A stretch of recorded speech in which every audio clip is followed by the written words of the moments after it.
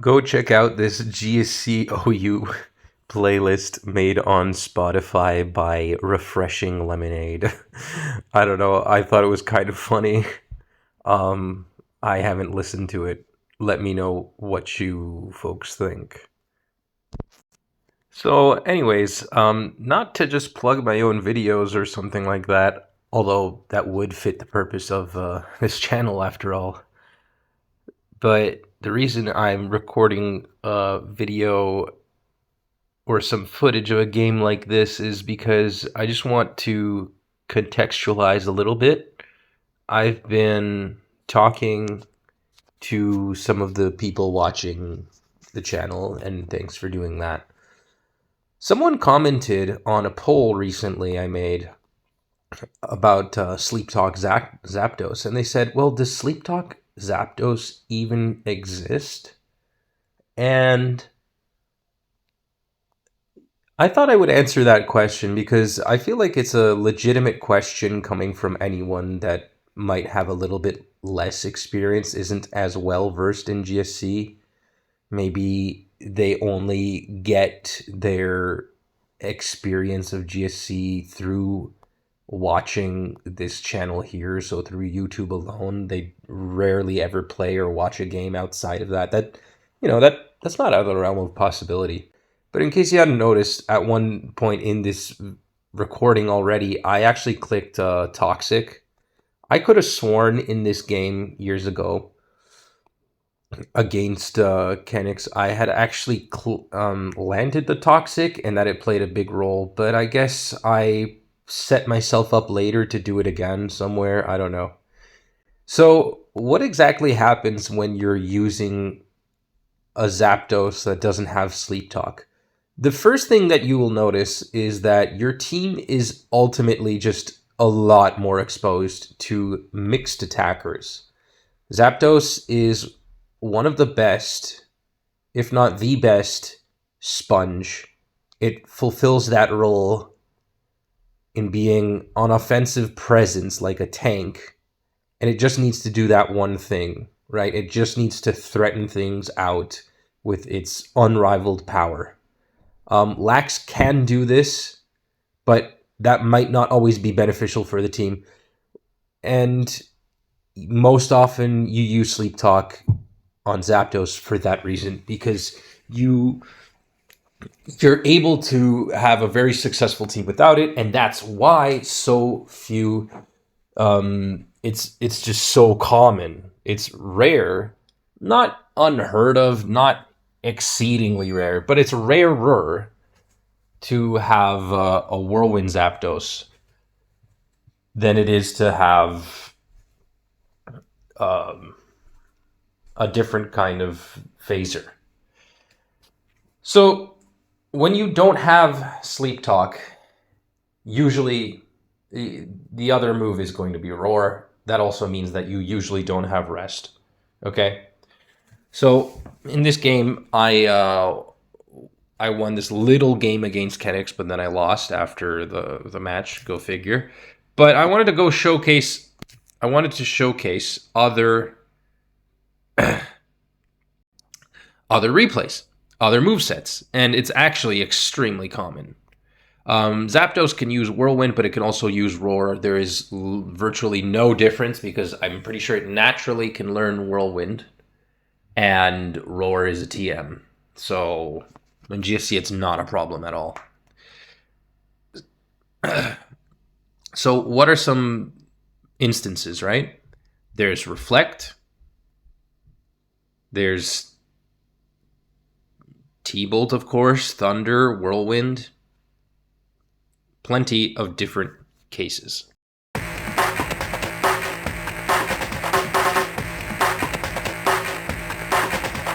So in this case, the Zapdos is fulfilling a very specific role.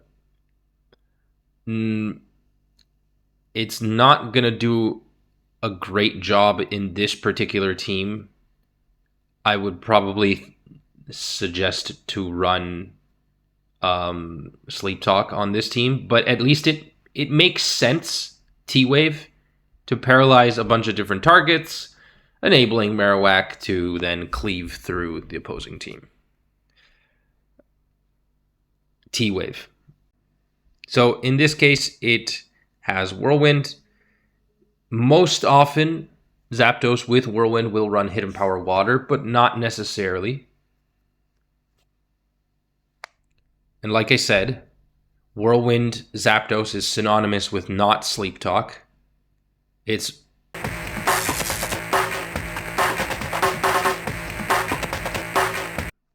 so this is another case of toxic Zapdos, and in this game, it's actually very well showcased. Whereas in mine, it was kind of situational. I just brought a toxic, and it's kind of rare because it's incompatible with the paralysis. Once something gets paralyzed, you can't use toxic on it.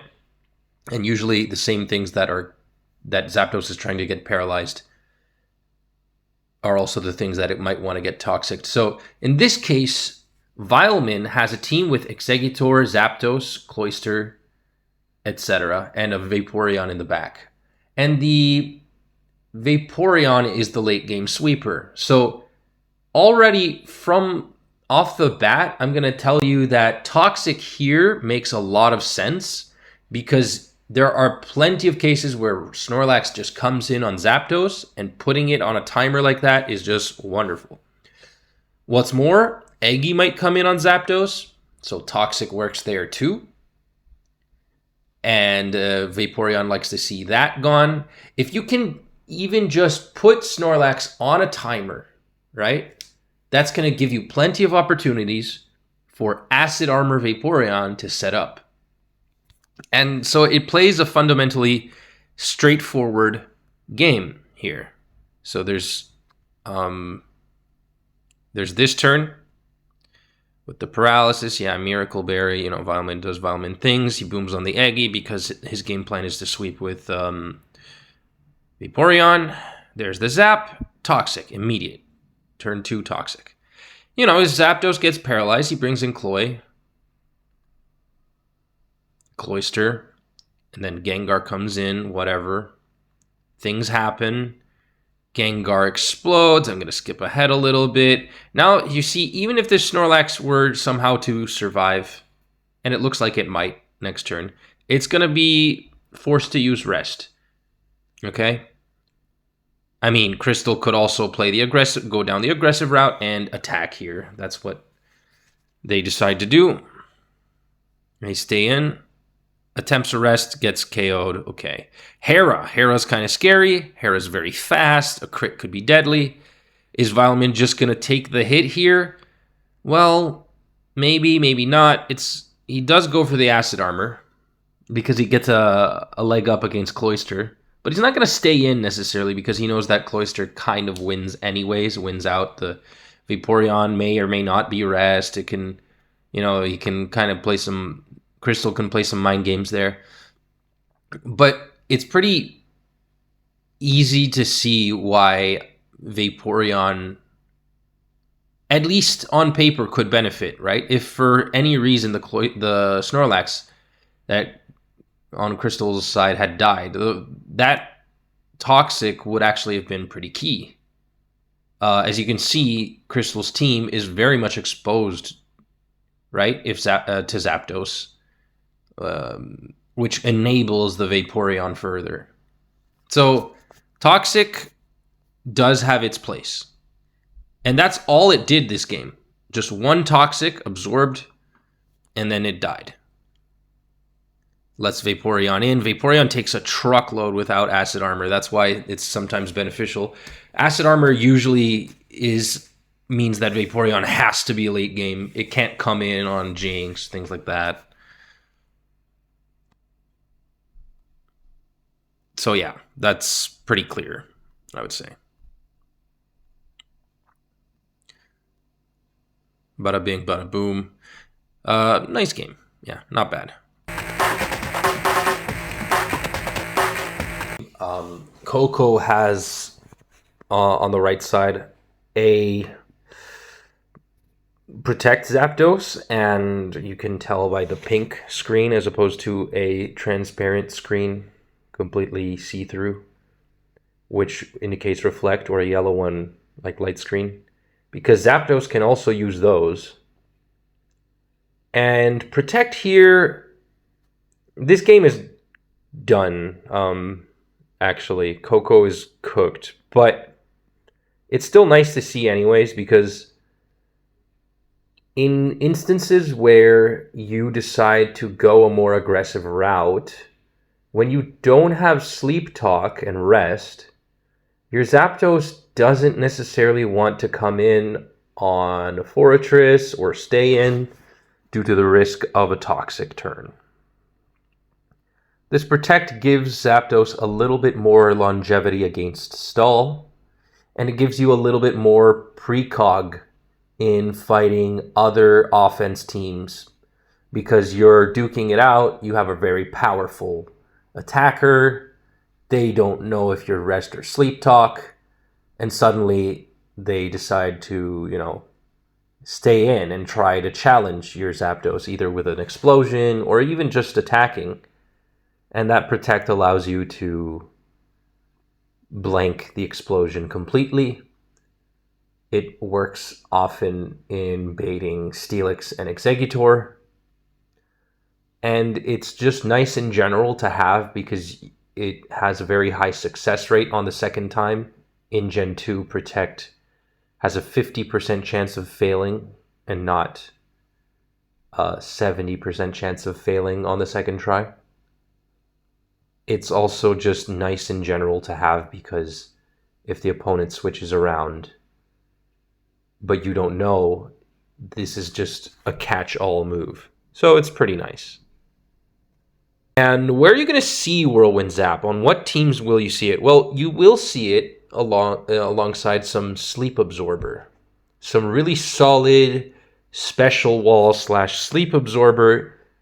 Could be a Lax, could be a Raikou. And you see it in this case with Conflict's team. Now, Conflict is he is basically the flagship killer of team building. He really breaks the rules a lot. You will rarely see him with Sleep Talk, and often you might see him with a Lovely Kiss Lax paired alongside a Steelix or whatever. He likes his own thing. The point being that Steelix provides with a little bit more backbone against electrics.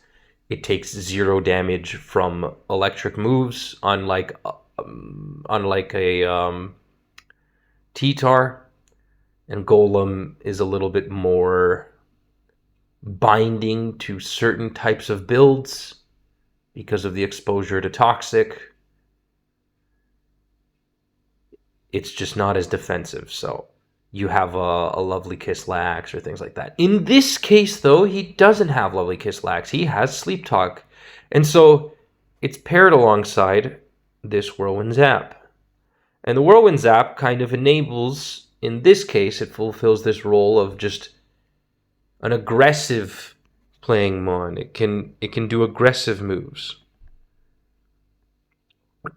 It threatens out something, and the opponent has to respect the Zapdos and switch into Spikes. And then you click Whirlwind, and another thing comes in, takes Spikes damage. Maybe it's threatened by Zapdos, because odds are that it is, because you switched into your Zapdos check, and now Zapdos is removing its own check with Whirlwind, and so you are once again exposed.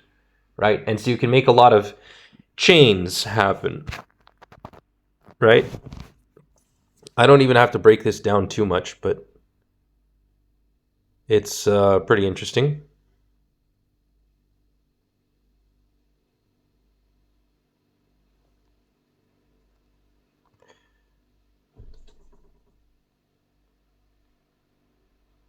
Right here. This turn. Turn 15.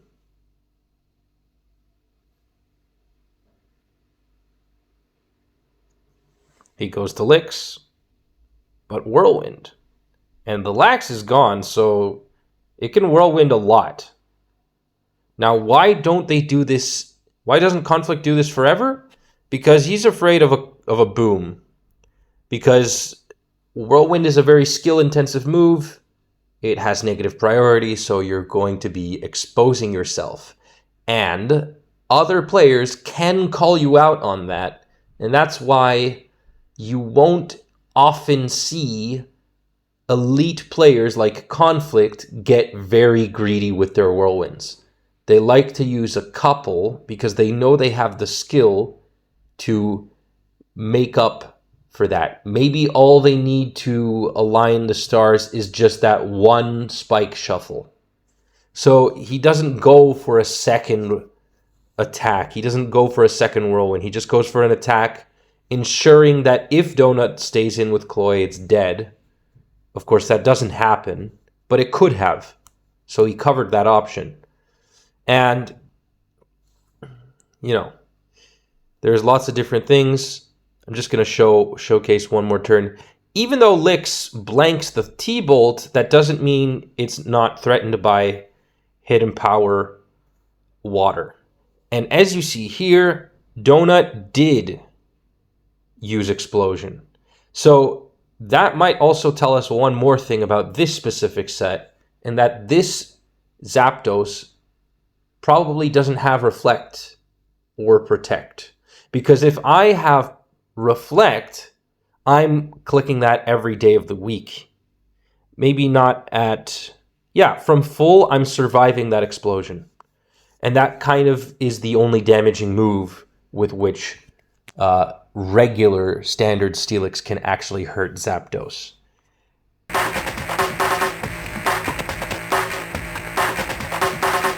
Here's a Drill Peck replay. So Drill Peck is very old school GSC. Like, it was already not a thing in 2017 when I joined. It was just... No, it might have been a thing. I might be stretching. But Sleep Talk was just so good. And you really did not want to expose yourself too much to Exeggutor back then. Now... there was a point where in like 2020, Eggy kind of declined a little bit because of the more proactive approach that players were adopting, faster paced. Jinx became a huge factor, and so it kind of declined. But then it sort of saw a return. Zapdos never uses Drill Peck, okay, today. Practically never. So what does it do? Like I said, you have Hidden Power Water most times. That means that with Electric and Water, you don't have good coverage versus the one Grass type in the tier. And yeah, Charizard, yay, but you also don't want to reveal Charizard early. It's a very... it needs a lot of support. And you want to be able to get some chip. Drill Peck doesn't mean you're able to stay in necessarily on Exeggutor, but it's there. And why might... You'd be like, Cherry, but why the fuck are you still talking about Exeggutor? There's no Eggy on Coco's team, and you're right. I have no idea. I loaded this replay. I don't know why Julio clicked Drill Peck. He might have had his reason. So let's see. It's a pretty fast game, anyways. HP Electric. All right, cool. I mean, when you're building, when you're good players, they calculate. They have to factor in instances that don't happen in front of them. Even the plays and possibilities that aren't happening right now. And that's what makes it so fun to watch, is the fact that they're factoring in other things. That's why I spend so much time stopping on maybe one or two specific turns. And we do see a T-Wave. T-Wave is nice because it supports the Charizard, right? That's what I wanted to say. Being able to paralyze Lax means Lix is faster here. It has enough time to curse once. It can boom after. Coco knows this. And he takes an earthquake to the face. I'm wasting too much time, but like we see, the Zapdos revealed T-Wave, so it might not have hidden power.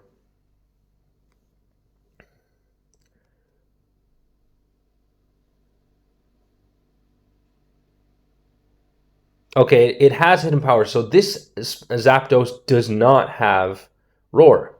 And in fact, it has Thunder, because for this team, damage is more important than just an accurate move in general, because like this Lax is cooked now. Charizard comes in and can't do anything.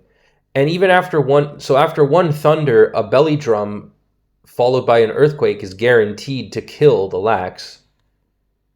In this case, it's overkill. Drill Peck actually proves helpful because it kills the Lax. Okay, cool. There you go. See? It was the most accurate move it had. No Whirlwind.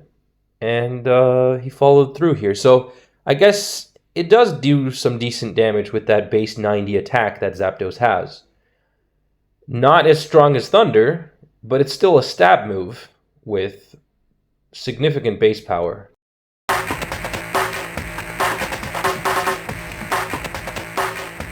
And here's Reflect.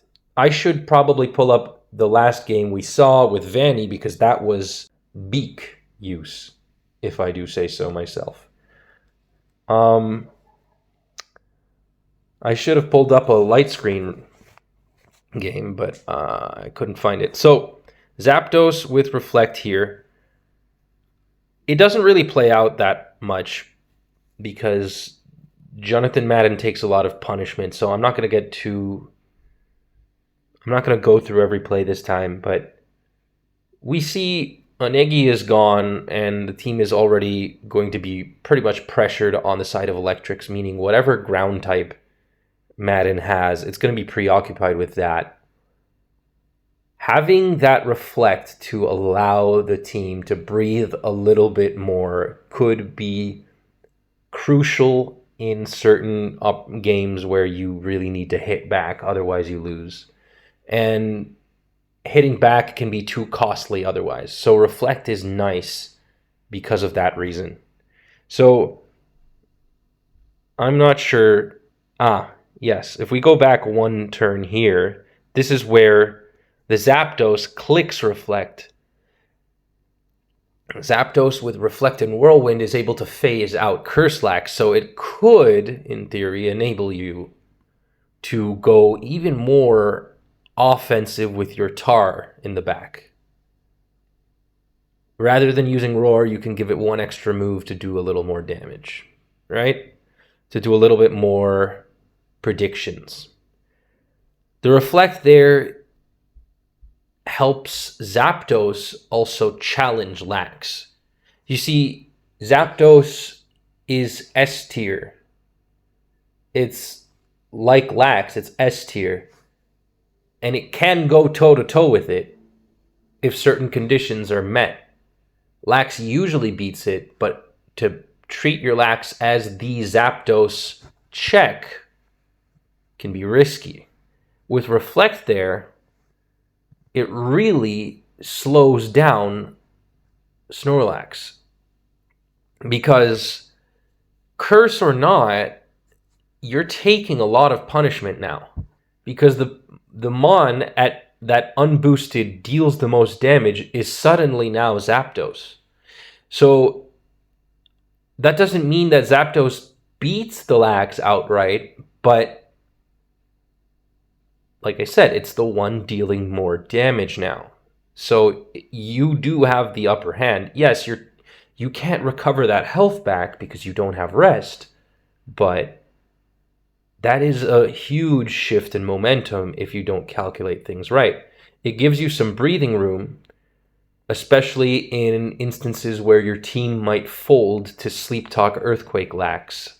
So you can't switch all the time. If you have an offense team, you can't go to Steelix all the time against Sleep Talk lax because you're just going to get hit. So the reflect is really nice. Now, if I'm Madden here, personally, I like to click T-Bolt before I follow up with Whirlwind. That's because I'm not killing the lax, but I'm kind of saving it for later. I know that the next time it comes in, it has a whole turn of sleep to burn and some chip.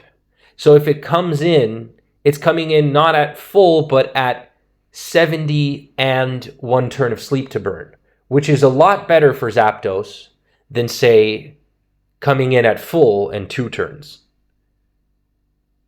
But he doesn't do that. He doesn't read the situation that way. Perhaps I don't know what he was planning, but Whirlwind's nice also for Curse Lax. It's nice in general to have.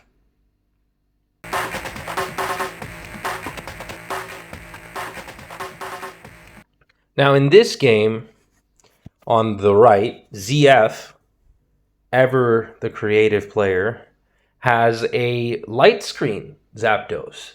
Now, light screen is really nice. If you can fit it on the team, it works wonders for Machamp, because Machamp is relatively sturdy on the physical side. Most of what hits it physically really does not want the smoke. But on the special side, it's lackluster. So light screen helps it have that one extra turn. That's why it creates lots of opportunities and allowing you to do a little bit more pivots. Unfortunately, in this game, it doesn't pan out, but that's more to do with the fact that his opponent, T-Barn, doesn't have all that much special offense to begin with. Yeah, there is Eggy, there is Starmie, but how often do you bring Eggy? And Starmie is probably just there for coming in on Cloyster.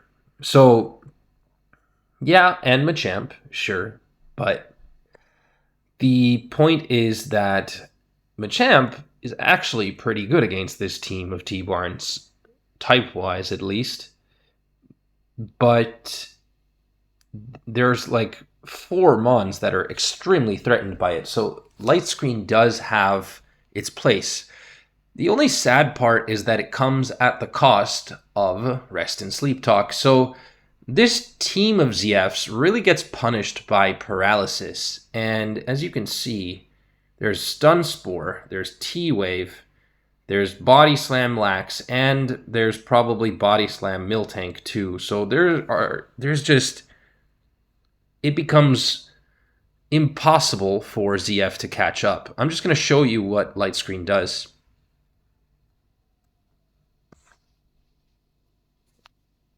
So Light Screen lets Machamp see the Machamp is already paralyzed here, but the Eggy's asleep, the Quag is asleep.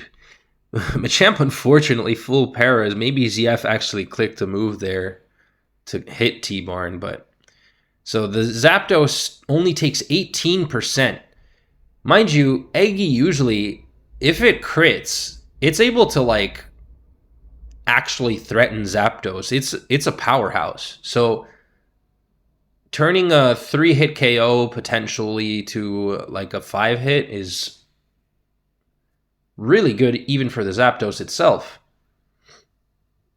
And with the Lax gone, there's a lot of control in this game. You can see Zapdos is kind of in control. It might not win, but it's in control.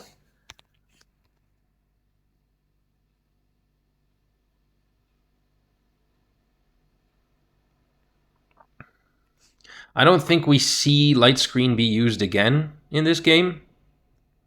So I'm going to go ahead and skip to the ending. Yeah, it's only used once. So unfortunately, not a great showcase of that move here. but I at least explained to you the intricacy. If we see light screen, chances are it's going to be with Machamp on the team. So we see a lot of light screen paired with Machamp, but light screen is absolutely the second rarest support move that Zapdos might run after Drill Peck. I hope that you guys have enjoyed. I certainly have, perhaps more than I should, because this video has drawn out to be a little longer than I would have liked. In any case,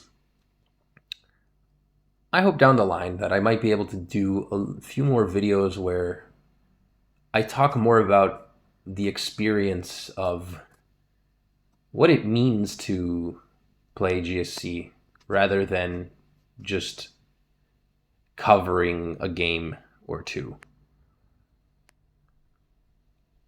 I will try to do a couple more replays. I can't promise that I'll see it to the ending, but we've come this far, right? I always think I could do more, but sometimes I have to focus on my own priorities, which are many. And when it's not YouTube that pushes me to a burnout point, then it could be something else. So you gotta find some sort of balance.